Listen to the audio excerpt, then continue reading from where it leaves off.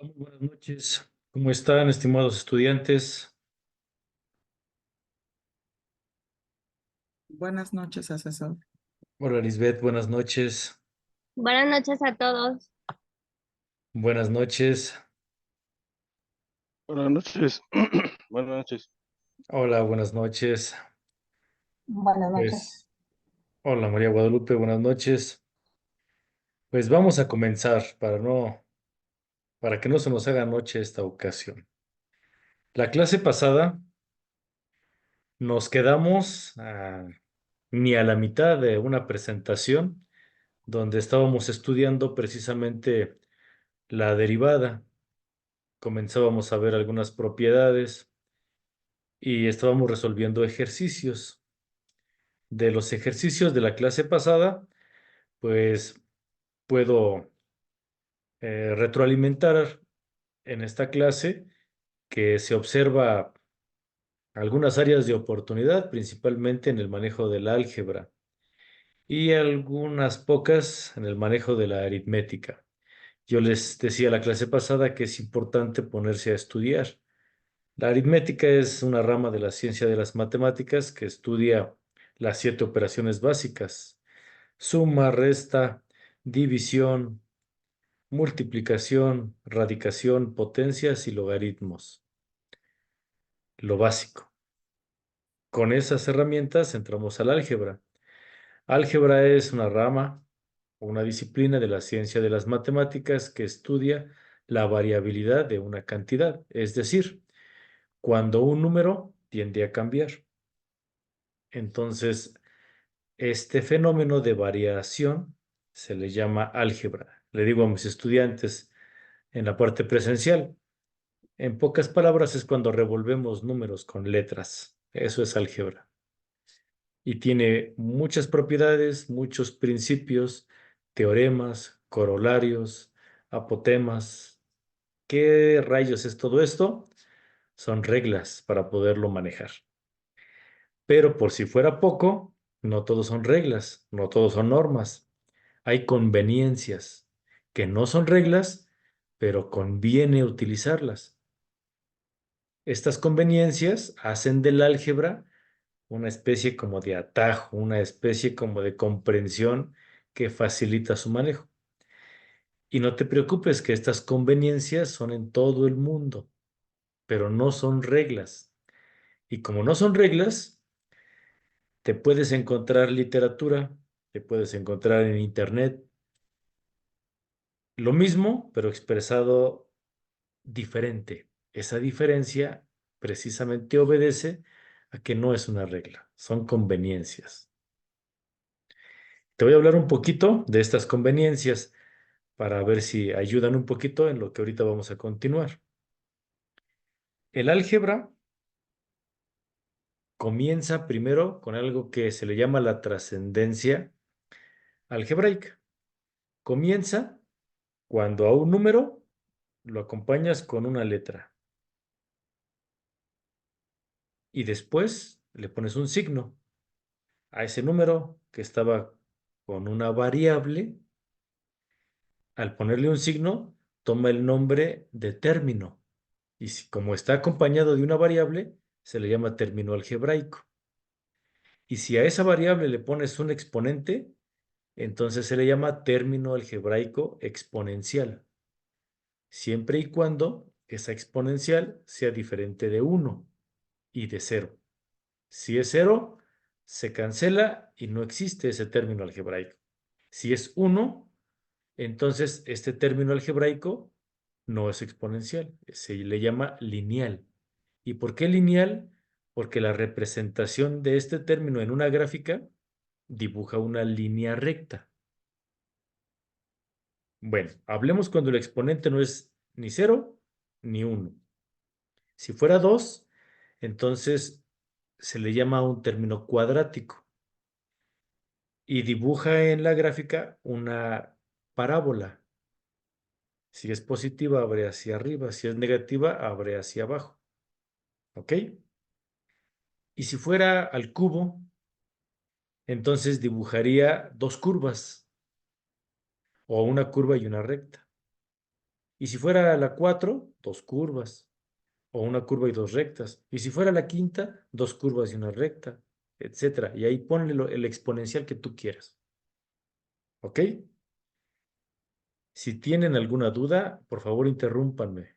Ya saben que así es en mis clases. ¿Ok? Bien, voy a continuar. Entonces, cuando mi término se trata de escribirlo de una forma simbólica o de comprenderlo, algo que yo ya estoy viendo y trato de comprenderlo, ahí me ayuda la conveniencia matemática. ¿Por qué? Porque yo te hablé de un número y una variable, pero cuando se expresa la forma algebraica exponencial, se lee ax a la n más bx más c igual a cero. Repito, ax a la n más bx más c. Y me dicen los estudiantes, ¿qué pasó ahí? Me dijo que un número y una letra. ¿Dónde están los números? Puras letras. Y sí, sucede que la conveniencia dice, en el abecedario, nuestro abecedario español, de las 27 letras, tomamos las primeras en minúsculas y las ocupamos para números conocidos, números que sí sé su valor. Y las últimas letras de este abecedario como variables, números que no conozco su valor y necesito calcular cuánto vale. ¿Ok? Y tomo las de en medio para determinar un número que sí podemos conocer su valor o no. O sea, no sabemos si sí es un dato conocido o no. Entonces, estos de en medio los dejamos ahí, como tibios. ¿Ok? En minúsculas, porque si tú tomas mayúsculas, representan otra cosa. En la conveniencia matemática, las letras mayúsculas del abecedario representan un punto, un vértice o un ángulo. Y en minúsculas entran en el juego algebraico. Estoy repitiendo, las primeras para números sí conocidos, las últimas para números no conocidos. Entonces, cuando yo te digo ax a la n, podemos comprender A es un número sí conocido y X un número no conocido. Y el exponente a la N, se va en medio. Es un número que podemos conocer su valor. Tal vez sí, tal vez no, pero es probable que sí lo conozcamos. N representa cualquier número. ¿Estamos? A representa algo que se le llama coeficiente y un coeficiente es el número conocido que acompaña a la variable. Y la X es mi variable. Todo esto es el término algebraico exponencial. Y después viene un signo. Va el siguiente término, bx, que también está en tres signos. Este no tiene exponente, pero tiene una b, que es de las primeras letras, y quiere decir que es coeficiente, número sí conocido, y la x, la misma variable desconocida. Así que sí es término algebraico, pero no es exponencial. ¿Es qué? Ya lo había mencionado, un término algebraico lineal. Y por último tengo el último término, que es una C solita. Y había dicho que las primeras letras son conocidos, entonces C sí la conozco, sí, sí la conocemos. Es mi constante. Y este término no es algebraico porque no tiene X. Es un número solito que sí conocemos su valor. Así que la trascendencia del álgebra parte de un término algebraico cualquiera. Y cuando tú lo compones en términos, se le llama términos o término algebraico. Y cuando tú le pones un signo de igual y le pones algo del otro lado, en este caso yo mencioné cero. Recuerden lo que mencioné, ax a la n más bx más c igual a cero. Cuando analizamos estos términos algebraicos y le pongo el signo de igual y le pongo algo del otro lado, la trascendencia del álgebra evoluciona y ahora mis términos algebraicos se llaman ecuación. Se le llama ecuación porque tiene un signo de igual. Entonces, ecuación viene de ecuánime, viene de equilibrio. El signo de igual me menciona un equilibrio en estos términos algebraicos, que significa que lo que yo tenga del lado izquierdo de la igualdad será igual a lo que yo tenga del lado derecho. Profe, pero entonces, ¿por qué me pone igual a cero? Ah, ok, el cero es una cantidad, ¿sí? Es un número que expresa una cantidad. Nula, si tú lo quieres ver, pero expresa una cantidad. Y yo no sé cuánto valgan todos mis términos algebraicos, probablemente sí sea cero. Entonces, cuando no sé, se le pone cero y ya se le llama ecuación. ¿Ok? Y continuamos con la trascendencia del álgebra. Cuando a esa X alguien le pone Y ya le dio una torre, porque entonces, al ser Y, si es álgebra, si son términos algebraicos, sí puede ser ecuación, pero no será una función, porque la función es f de x de algo en x, y f de x es y. Y si tú pones tu ecuación en función de y no puede ser igual a f de x, porque es una contradicción. Así que esa no es una función, no me sirve. Entonces esto ayuda a comprender la siguiente parte del álgebra. Toda ecuación puede ser función, pero no toda función puede ser, no lo dije mal, lo dije mal. Toda ecuación puede ser función, pero no toda función puede ser ecuación. Ahí está, por ahí va. Puede ser álgebra cualquier término en función de y. Por ejemplo, ay cuadrada más by igual a cero. ¿Es una ecuación? Sí, pero no es función. No es función. Porque yo dije ay cuadrada. Cuando yo lo grafique, me va a dar una parábola, pero me va a dar una C, es decir, una parábola que abre a la derecha, si el término es positivo. Y si mi término es negativo, será una C invertida, una C que abre a la izquierda. Cuando yo pase mi línea recta que vimos en la primera clase, mi línea vertical va a tocar dos puntos y no es función, si se acuerdan. Entonces, la trascendencia lleva un orden. Espero que te haya servido esta primera explicación. El álgebra juega con los números, por lo que te acabo de mencionar, por la igualdad. Lo que está del lado izquierdo es igual a lo que está del lado derecho, pero lo puedes expresar diferente, diferente. Por ejemplo, yo te Una puedo... pregunta, Adelante, María Vilches. o sea, a ver, no sé si entendí. El a al cuadrado más bx más c igual a cero son como lo que tenemos en la actividad. Nosotros tenemos que graficarlo con esas cantidades y encontrar el resultado cero. ¿Sí? En tu actividad, creo que es la 2, sí, la 2, la de Ajá, máximos y mínimos. ajá, Tienes una, a la hora de derivar, te da una ecuación cuadrática. ajá. Entonces tú tienes que resolverla. Y hay muchas maneras de resolverla. Pero esta Pero sería como la más común que podríamos utilizar para esa actividad.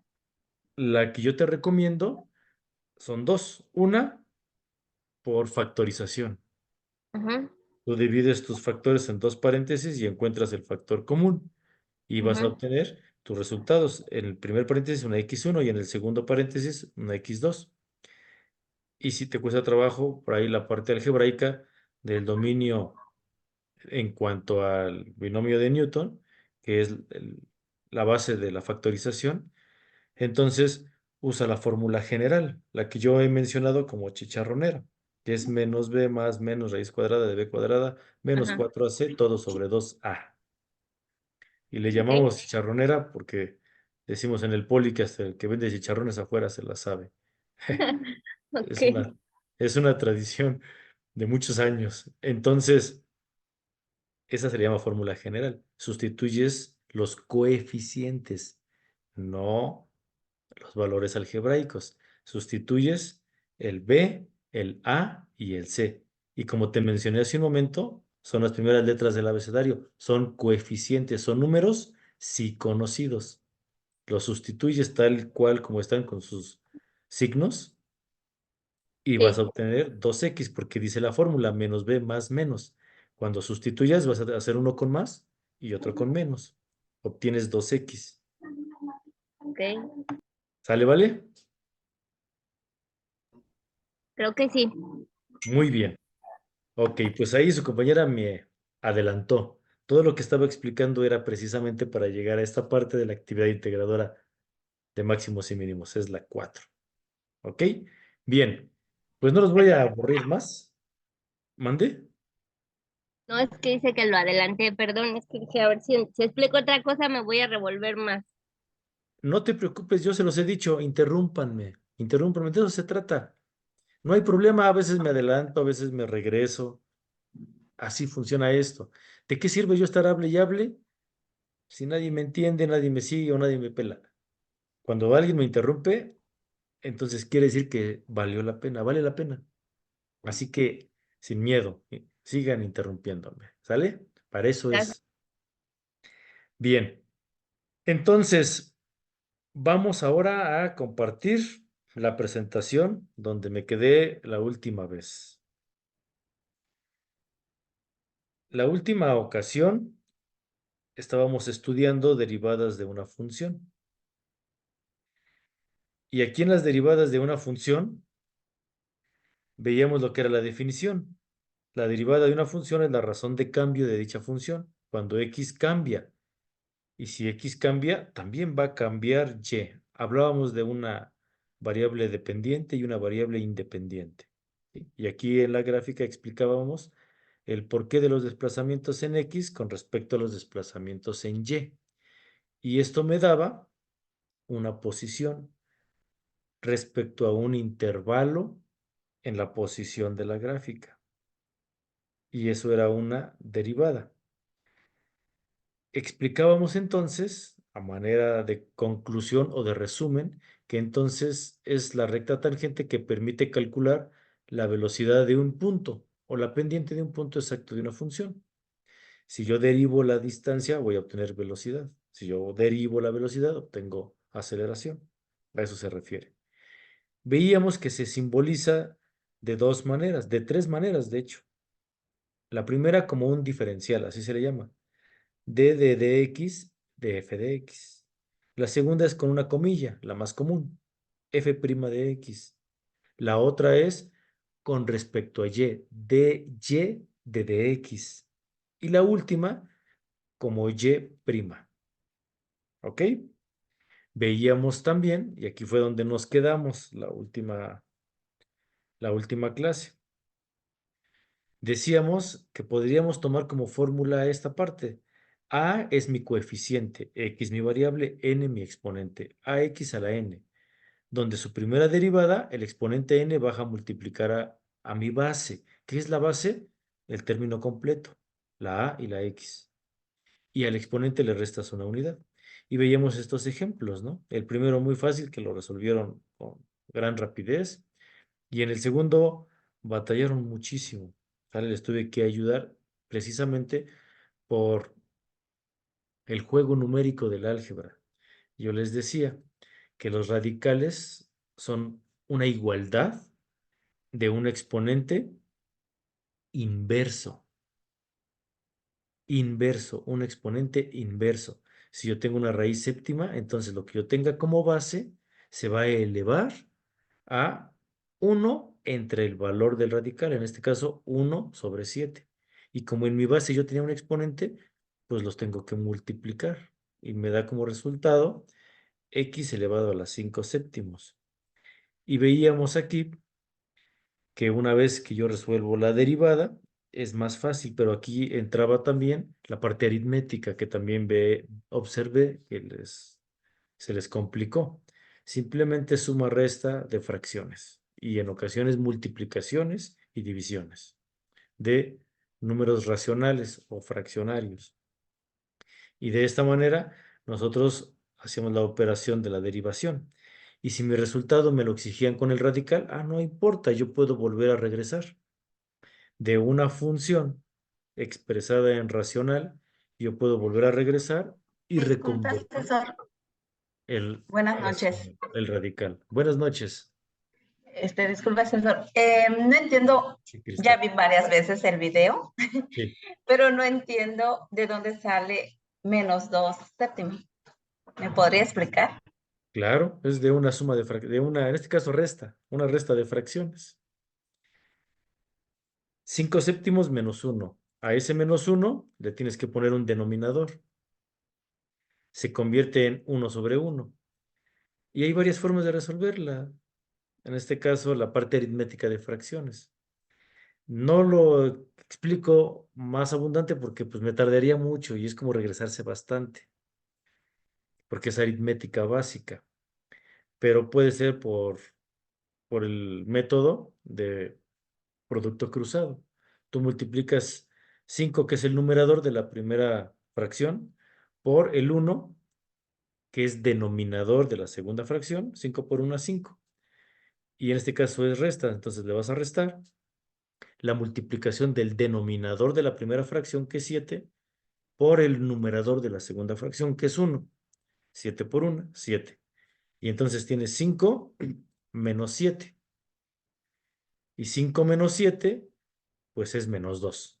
Y así obtienes el menos 2 del resultado en numerador. Y en el caso del denominador, nada más lo multiplicas directo. 7 del denominador de la primera fracción por 1 del denominador de la segunda fracción. 7 por 1 es 7. Así es como obtienes el menos 2 séptimos. Ok, Cristal, gracias. ¿sí? Este es un método, hay otro que es el del factor común, el del mínimo común múltiplo, etcétera, ¿no? Pero este es el que no falla. Con el otro sí tienes que tener cierto dominio en cuanto a divisores y mínimos comunes múltiplos y tener bien presentes a los números primos porque son los que determinan en qué momento te detienes. Entonces, para no hacerte bolas, quédate con el producto cruzado. Creo que es más fácil. ¿Ok? Gracias, asesor. Muy bien. Y ya de ahí, bueno, me quedé en el que volvías tú a reencontrar el radical, descomponiendo precisamente esto que ahorita hicimos ahorita, del menos 2 séptimos. Como sigue siendo un inverso, entonces regresa el radical del 7, que era un denominador, y entonces nada más te queda tu base a la 2, que es el numerador de la fracción exponencial. Y así veíamos también el inciso C. En el inciso C estaba más fácil, pero jugamos también con el álgebra y lo que hicimos simplemente fue aplicar la fórmula y al final sintetizarla.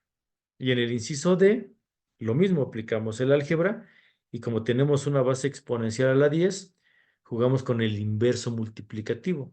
Su inverso multiplicativo hace que mi denominador se convierta en base, pero el exponente se sube en negativo. ¿Sale? Así es como convertimos ese x a la 10 como una x a la menos 10. Pero lo pasamos de la denominación hacia una base horizontal. En pocas palabras, toda mi parte del denominador se pasó a la parte de arriba, pero el exponente cambia de signo. Se le llama inverso multiplicativo. Y entonces ya es más fácil y se desarrolla la primera derivada. Y bien, esto es lo que hicimos la clase pasada. Lo estoy repitiendo. Y bueno, si me lo pedían de nuevo expresarlo en forma racional, pues lo regreso. ¿Sale? El menos 80 se queda. El menos lo pongo en medio de la fracción. El 80 siempre fue de la base. Y el x menos 11, pues lo regreso como denominador, pero con signo positivo el exponencial. Y ya terminamos. Y ahora sí, vamos con el ejercicio 2. Espero participen, ¿tal? Espero me ayuden. Si se equivocan, no se preocupen, no pasa nada. Que no se equivoca, no aprende. ¿Qué pasa si en mi función a derivar no tengo exponente? Si nada más tengo el coeficiente a y la variable. Entonces, la derivación será solamente el valor del coeficiente. La variable se va, desaparece. ¿Ok? Esta es la segunda propiedad. Por lo tanto, en la parte de arriba se explica por qué. Me está diciendo que se cancela la variable Porque yo había mencionado, cuando tengo un valor exponencial que no se observa, se sobreentiende que es un exponente a la 1. Siempre es a la 1. No se pone porque todo número multiplicado por la unidad es el mismo número. Por eso no se pone. Pero si hiciéramos el ejercicio de aplicar la fórmula anterior, de que al exponente le tengo que restar 1, pues entonces 1 menos 1 me daría 0. Y cualquier número elevado a la 0 va a ser 0. Se nulifica. Por lo tanto, se me va la X, se cancela la X y nada más me queda A. Esa es la explicación, ¿sale? Aquí está en la parte superior derecha, que de hecho yo no la alcanzo a ver porque tengo los controles de mi Y compartir entonces, pantalla y no lo bueno, alcanzo a profesor, ver. Mande, y entonces adelante. sería una ecuación lineal. Sí, sería antes de derivar, una ecuación Ajá, lineal. Después de derivar, no, es un no punto podría nada tener más. exponente. Oh, Una vez que yo ya derivo, como no tengo la variable, nada más un valor, entonces en la gráfica es un punto nada más. A es un punto en la gráfica. oh, ¿Ok? gracias. A eso se le llama una constante. Bien, veamos ejemplos. Espero sus participaciones, abusados. ¿Quién me dice cuánto es la derivada de 5x? 5. Muy bien, Antonio. 5, porque la x, dijimos, se va. Perfecto. B, derivada de un medio de x. ¿Un medio? Claro, solo un medio. Perfecto. C, derivada de menos 8x. Menos Menos 8. 8. Excelente. Muy bien. Así tan rápido quiero que me resuelvan las que vienen después, ¿eh? Ups. Inciso D, raíz de 6x. Raíz 6 nada más sería. ¿Ok? Raíz de 6. A ver ahora, ex- exprésame esa raíz de 6 sin el radical. ¿Cómo quedaría?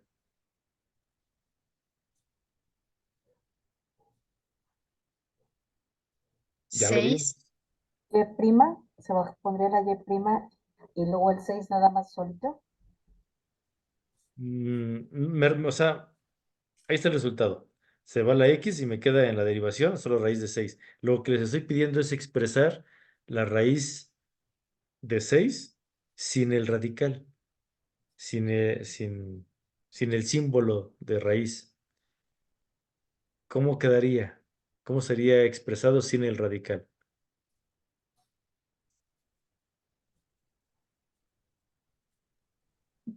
Sería el puro 6 solo, sin de la raíz cuadrada. Pero si le quitas esa raíz, que en Ah, este caso, pues sí se puede entender como cuadrada, si se lo quitas, ¿qué le pondrías al 6? un exponente ¿Cuál sería ese exponente? sería un 2. No, porque sería 6 cuadrada. Y 6 cuadrada no es Bueno, raíz de 6. 3. ¿Por qué un 3? Lo expliqué hace un momento con la raíz séptima, acuérdense. el 1 no sería Pues le tendría porque que poner, sí, un sobre uno, o ok, sería Ok. 6 sobre uno. 6 elevada a la 1 sobre qué. ¿Es una raíz qué, me dijeron? una raíz En, cuadrada. en el ejemplo anterior era una raíz séptima. Así que el valor de dentro del radical se elevó a la menos un séptimo porque era séptima. En este caso, que no tiene valor afuera, me dijeron bien, es una raíz cuadrada. Entonces el 6 se eleva a una potencia a la 1 sobre qué? Sobre 2. Sobre 2. Es correcto, sobre 2. Creo que no lo hice. No, no lo tengo. No lo tengo. Pero me quedaría 6 elevada a la menos un medio. ¿Vale? 6 elevada a la menos un medio es lo mismo que raíz de 6. Abusados con eso, lo expliqué con el ejercicio anterior. Así que abusados. Pero bueno, vamos con la propiedad 3. Dice, si f de x es igual a x, así como en la propiedad 2, entonces f' de x será a. Esto ya quedó claro. No se les olvide, pero ¿qué pasa cuando yo tengo no el coeficiente, que tenga la constante? ¿Cuánto sería la primera derivada de menos 15? ¿Quién me dice?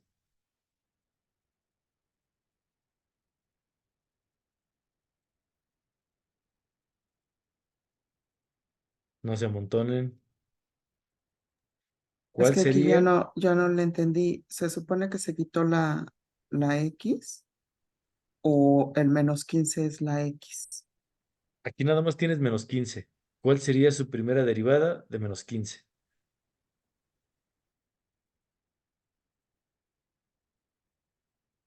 Ah, caray, ¿no? Sería el exponente 1. ¿El exponente 1? ¿El exponente de quién?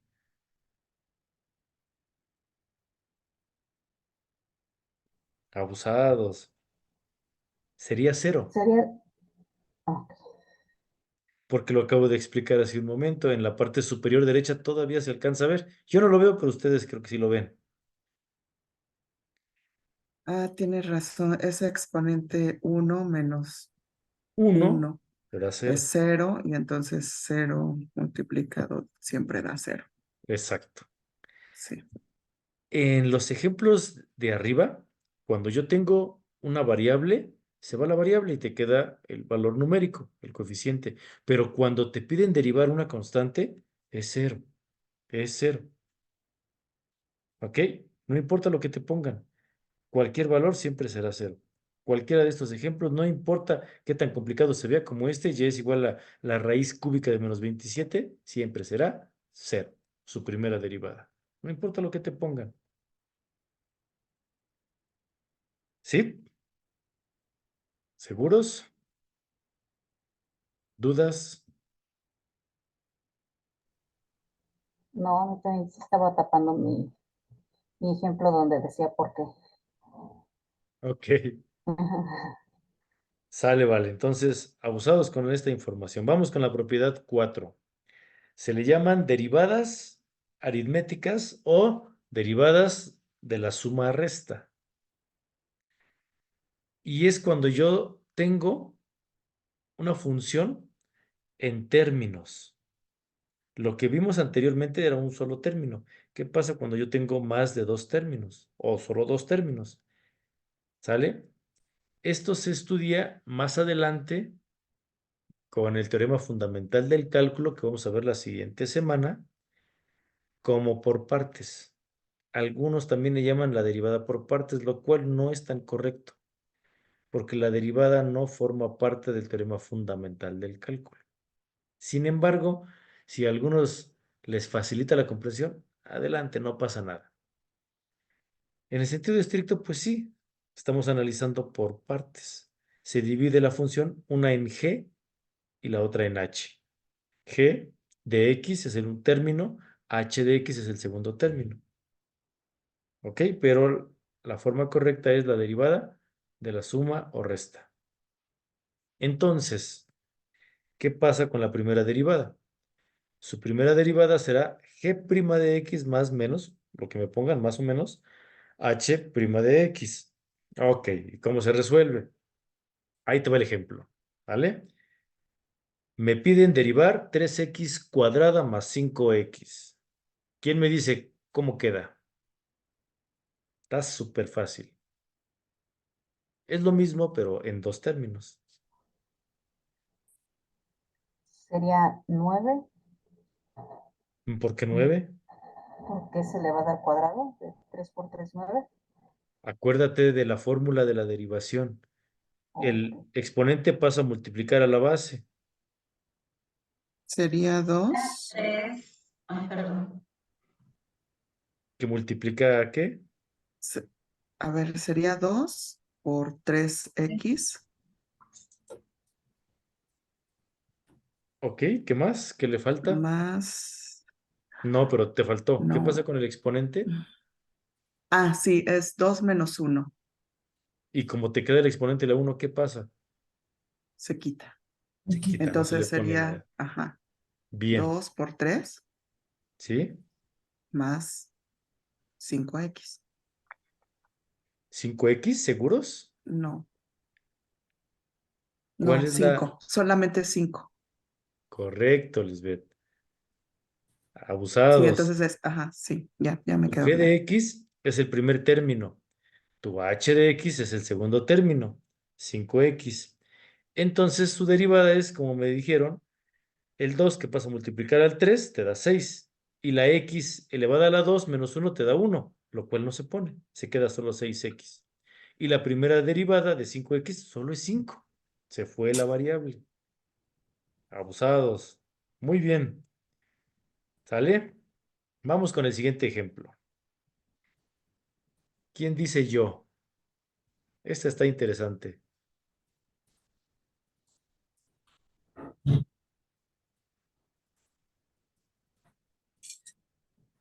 Ánimo.